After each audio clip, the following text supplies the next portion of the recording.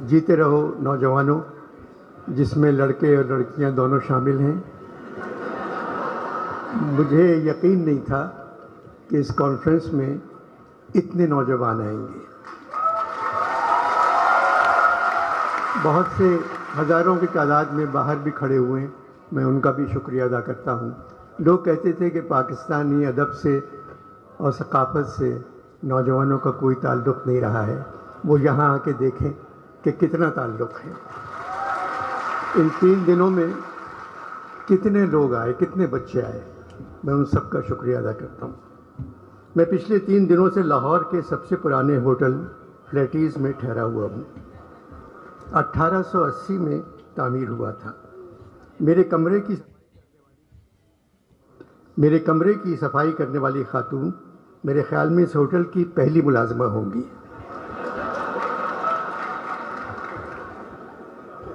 आज सुबह मैंने उनसे कहा, आप ज़हमत न करें, आप कहाँ रहती हैं, मैं आकर आपके कमरे को साफ़ करूँगा।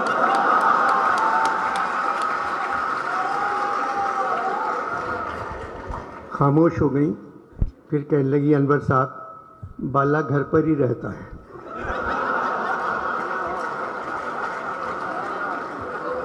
शायद मेरा खुलूस वो नहीं समझी। मैंने पूछा कहाँ की हो, तो कहने लगी गुजरात। मैंने कहा मुस्लिम लीग काफ की तरफ हो? बोली मुस्लिम लीगों ने कायदे की ऐसी तैसी कर दी है, सिर्फ काफ गाफ बच गए हैं। मुझे नहीं मालूम मैं किसकी तरफ हूँ। पढ़ी लिखी हो? मियाँ जी पढ़ी लिखी होती तो बेरोज़गार होती।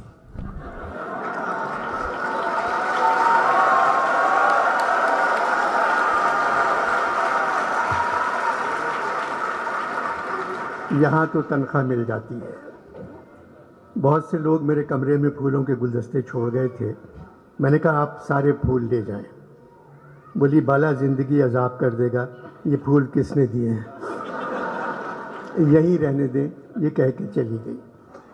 लाहौर में फूलों के मौसम की आमद है, मगर यूँ लगता है लाहौर के दिल वाले इस दफ़ा फूलों से कहीं ज़्यादा इलेक्शन के खिलने का इंतज़ार कर रहे हैं।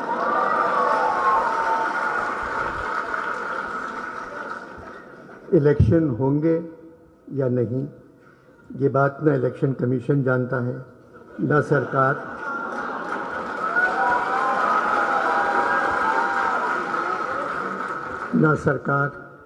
न अदालत, न खुदा जानता है। सिर्फ फौज जानती है, मगर वो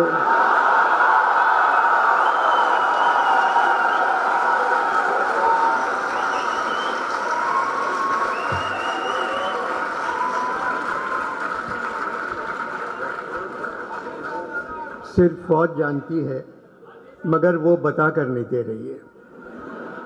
हालात की वजह से इलेक्शन के साथ भी कमीशन लगा दिया गया है, और हम सब जानते हैं यहाँ बगैर कमीशन के कोई काम नहीं करता।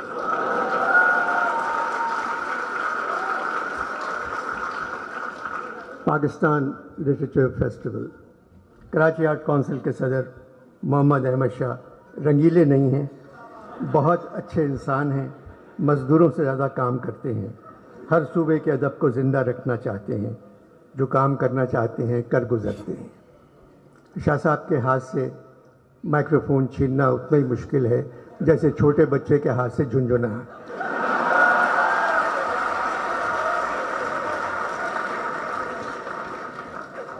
15 बरसों से कराची में अदबी कॉन्फ्रेंस करवा रहे हैं।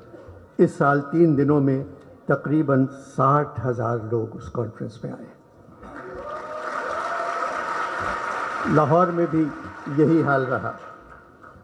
इन 3 दिनों में मैंने पंजाब के नौजवानों को देखा, आँखों में चमक, पेशानी पर रोशनी, चेहरे दरख्शां, हाथों में सेल फोन, मगर पेशानी पर रोशनी सेल फोन की नहीं थी। इनको देखकर मुझे ऐसा लगा पाकिस्तान का मुस्तकबिल रोशन है। इस कॉन्फ्रेंस में अदब पर बात हो रही है। हॉल नंबर 1 भरा हुआ है, لوگ کھڑے ہوئے ہیں، جگہ نہیں تھی۔ کلچر پر بات ہو رہی ہے، ہال بھرا ہوا ہے۔ مصوری، موسیقی اور تعمیر پر بات ہو رہی ہے، ہال بھرا ہوا ہے۔ حالات حاضرہ پر بات ہو رہی ہے، ہال خالی ہے۔ 15-20 لوگ بیٹھے ہوئے تھے جن کے رشتہ دار موجودہ حکومت میں ہیں۔ 4-5 لوگ ایسے تھے جن کا تعلق فوج سے ہے۔ جمہوریت میں جو بھی حکومت ہو، ہمیں اس کی عزت کرنا چاہیے، ہمیں ان کی حفاظت کرنا چاہیے، کیونکہ وہ ہماری حفاظت نہیں کرتے۔ مگر حکومت جمہوری ہے، ہماری فوج بہت طاقتور ہے، اس لیے ہر جمہوریت میں وزیر اعظم سے لے کر سارے وزیر بچہ جمہورہ بن جاتے ہیں۔ ڈگڈگی ہلا کر کوئی ان سے کہتا ہے اوئے بچہ جمہورہ کھڑے ہو جا، وہ کھڑے ہو جاتے ہیں۔ اوئے بچہ جمہورہ اب چل، سب چلے جاتے ہیں۔ بچہ جمہورہ کا تماشا ہم سڑکوں پر 75 سال سے دیکھ رہے ہیں۔ ایک آدمی کے ہاتھ میں ڈگڈگی، ایک بندر پر چادر پڑی ہوئی، ڈگڈگی بجانے والا اس سے جو کہتا ہے بندر وہی کرتا ہے۔ ایک تھیوری ہے کہ انسان پہلے بندر تھا، مگر نئی تھیوری یہ ہے پاکستان میں جمہوری حکومت میں انسان سے بندر بن جاتا ہے۔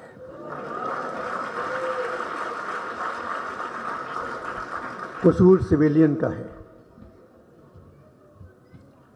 وہ کچھ اچھا کام کر کے ہی نہیں دیتے۔ ہر حکومت میں جتنا اپنا خیال رکھا، اس کا آدھا خیال بھی عوام کا رکھتی تو ملک میں ماشاء اللہ کبھی نہیں آتا۔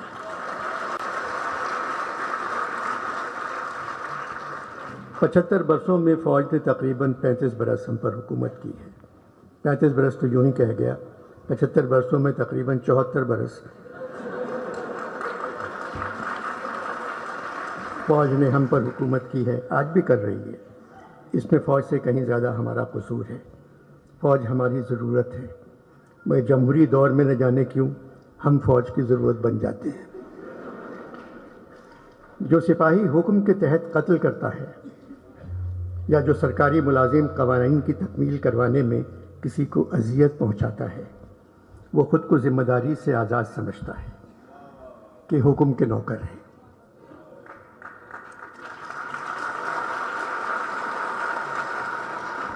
وہ کہتا ہے قانون ہم نے تو نہیں بنایا، وہ یہ بھول جاتا ہے کہ ہر عمل ایک عمل کرنے والے کی طرف لوٹتا ہے اور ان کا عمل بھی انہی کی طرف لوٹے گا۔ 75 برسوں سے جو یہاں غریب ہیں وہ آج بھی غریب ہیں۔ دادا غریب، باپ غریب، بیٹا غریب، پوتا غریب، نہ پیسہ، نہ تعلیم، نہ گھر، نہ کوئی مستقبل۔ ان کا کوئی حق نہیں، صرف ایک حق ہے، اگر غلطی سے کہیں الیکشن ہو جائے تو ان پہ ووٹ ڈالنا فرض ہے۔ 75 برسوں سے یہاں جو تخت پر بیٹھے ہوئے ہیں، دادا تخت پر، باپ تخت پر، بیٹا تخت پر، بیٹی تخت پر، پھر پوتا تخت پر، ایسا نہیں ہونا چاہیے۔ بہترین لوگ یقین سے محروم ہیں، جبکہ بدترین لوگ پرجوش وارفتگی سے بھرپور ہیں۔ احمد شاہ صاحب نے مجھے یہاں سنجیدہ گفتگو کرنے کے لیے نہیں بلایا تھا، مگر دل نہ ہنسنے کو چاہ رہا ہے نہ ہنسانے کو۔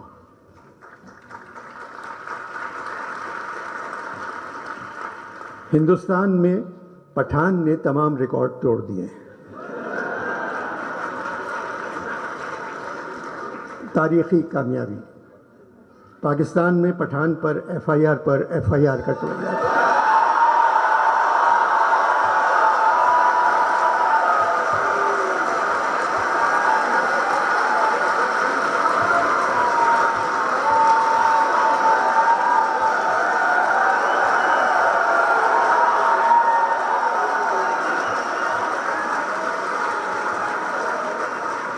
پاکستان میں پٹھان پر ایف آئی آر کٹوائی جا رہی ہے اور موجودہ حالات میں پاکستانی پٹھان کی کامیابی نظر نہیں آتی۔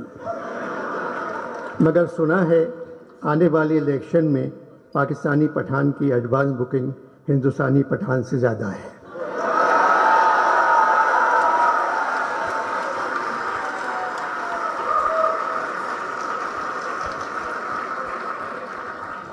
मेरा वतन पाकिस्तान नमक पैदा करने वाले मुल्कों में दुनिया पे दूसरे नंबर पे आता है, लेकिन नमक हराम पैदा करने वालों में नंबर 1 है।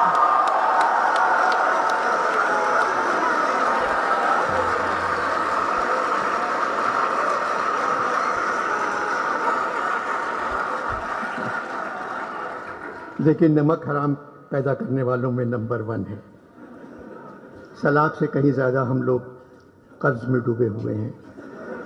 IMF से बातचीत ख़त्म हो गई, उन लोगों ने कशकोल का मुंह 50 गुना बढ़ाकर हमारे हाथ में थमा दिया। अब क्या करें? अमीर परेशान है कि डॉलर महंगा हो गया, गरीब परेशान है रोटी महंगी हो गई।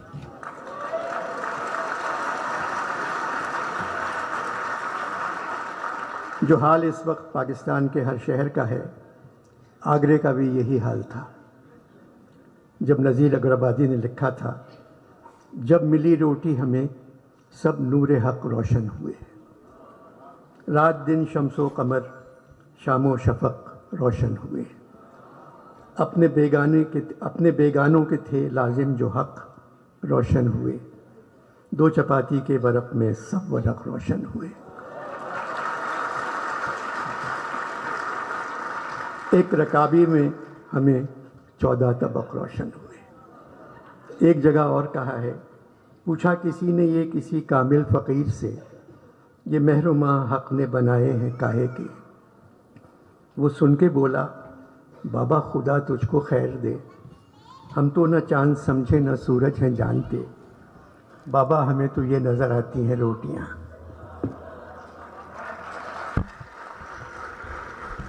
पचहत्तर सालों से जो भी हुकूमत आई, हमने सब्र से उसका मुकाबला किया, क्योंकि हमें ये कौल याद है कि शैतान भी भेस बदल कर काम करने में हमेशा कामयाब रहता है। हम तो सिर्फ खामोश बैठे तमाशा देखते रहते हैं, उस निशाने राह से दूर जिसकी आदत हो गई है, उस नुकसान का अंदाज़ा भी लगाने की हिम्मत नहीं रही जो हमको पहुंचने वाला है। मोहम्मद अहमद शाह की उर्दू से मोहब्बत उनको लाहौर ले आई। मैं पहले कह चुका हूं, कराची में 15 साल से ये कॉन्फ्रेंस हो रही है। शहर के हालात कुछ भी हों, कॉन्फ्रेंस जारी रहती है। आर्ट काउंसिल के बाहर गोलियां चल रही हैं और कॉन्फ्रेंस में फैज़ साहब पर बात हो रही है।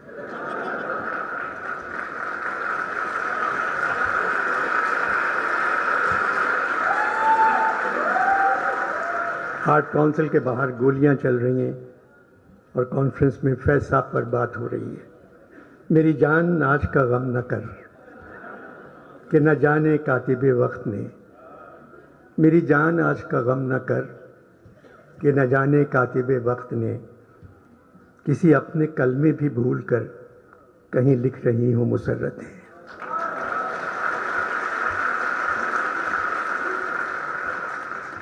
देर से आँख पे उतरा नहीं अश्कों का अज़ाब, अपने ज़िम्मे है तेरा कर्ज न जाने कब से।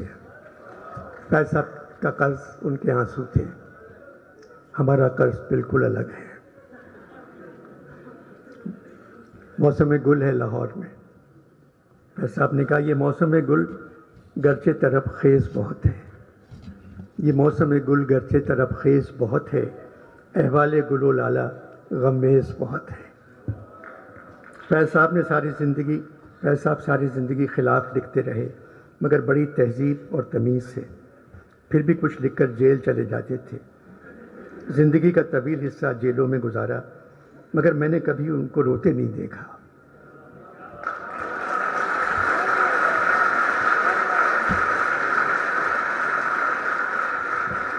एक मुस्कुराहट चेहरे पर बिखरी हुई होती थी।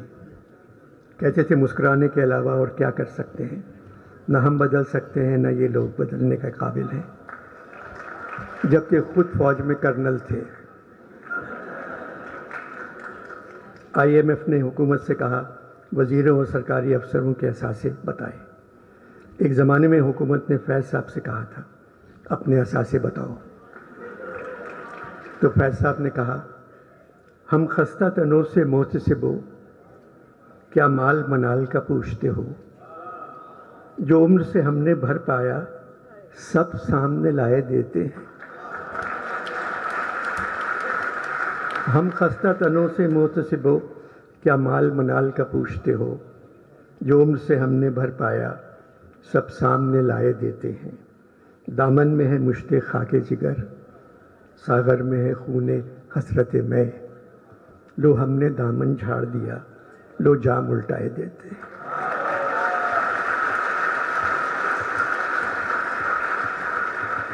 فیض صاحب اسی صدی میں پیدا ہوئے جس صدی میں اقبال پیدا ہوئے تھے۔ اقبال اس صدی کے سب سے بڑے شاعر ہیں، پھر فیض کا نمبر آتا ہے۔ فیض صاحب نے اپنی دوسری کتاب کا نام دست صبا رکھا تھا۔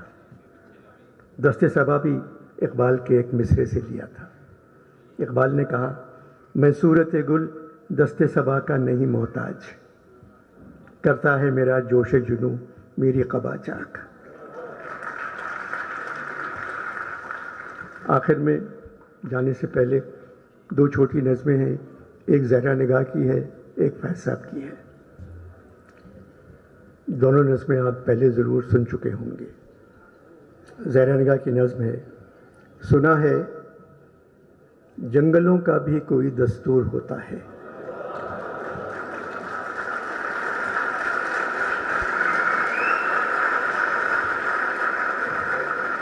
سنا ہے جنگلوں کا بھی کوئی دستور ہوتا ہے، سنا ہے شیر کا جب پیٹ بھر جائے تو وہ حملہ نہیں کرتا۔ یہاں شیر سے مراد نون نہیں ہے، اصلی شیر ہے۔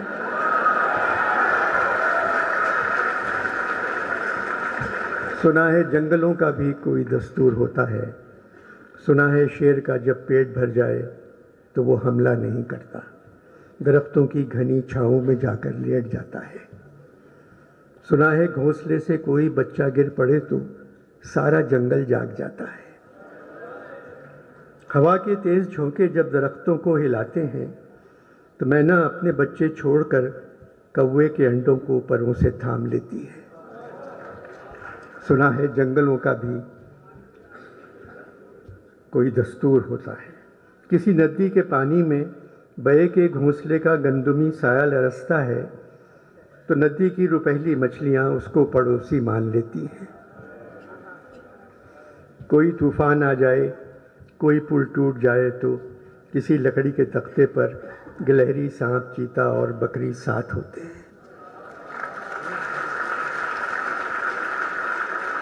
سنا ہے جنگلوں کا بھی کوئی دستور ہوتا ہے، خدا بندہ جلیل و معتبر دانا و بینا منصف و اکبر، میری اس سرزمین پر جنگلوں ہی کا کوئی دستور نافذ کر۔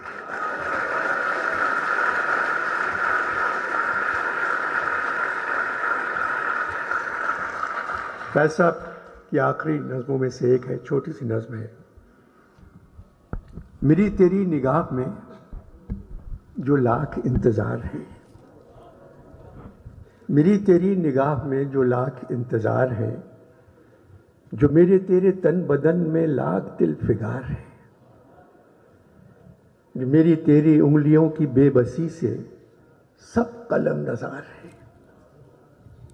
جو میرے تیرے شہر کی ہر ایک گلی میں میرے تیرے نقش پا کے بے نشاں مزار ہے۔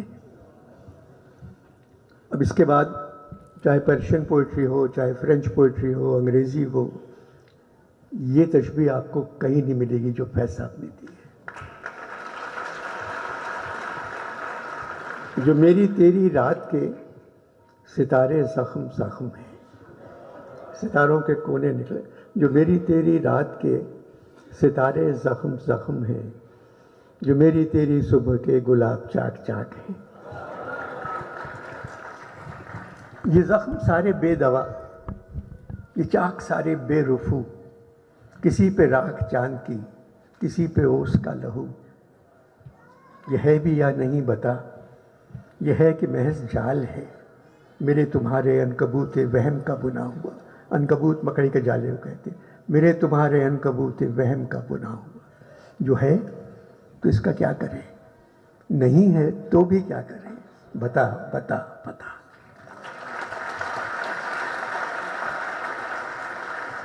پاکستان کی سرزمین دنیا کی خوبصورت ترین سرزمین ہے، بس ایمانداری کی کمی ہے، بے ایمانی کی زیادتی ہے، تعلیم کی کمی ہے، جہالت کی زیادتی ہے، تہذیب کی کمی ہے، بد تہذیبی کی زیادتی ہے، سچائی کی کمی ہے، جھوٹ کی زیادتی ہے، وفا کی کمی ہے، بے وفائی کی زیادتی ہے، انصاف کی کمی ہے، ناانصافی کی زیادتی ہے، عزت کی کمی ہے، بے عزتی کی زیادتی ہے۔ اس سسٹم کو صرف میرے ملک کے نوجوان بدل سکتے ہیں جو آج یہاں موجود ہیں۔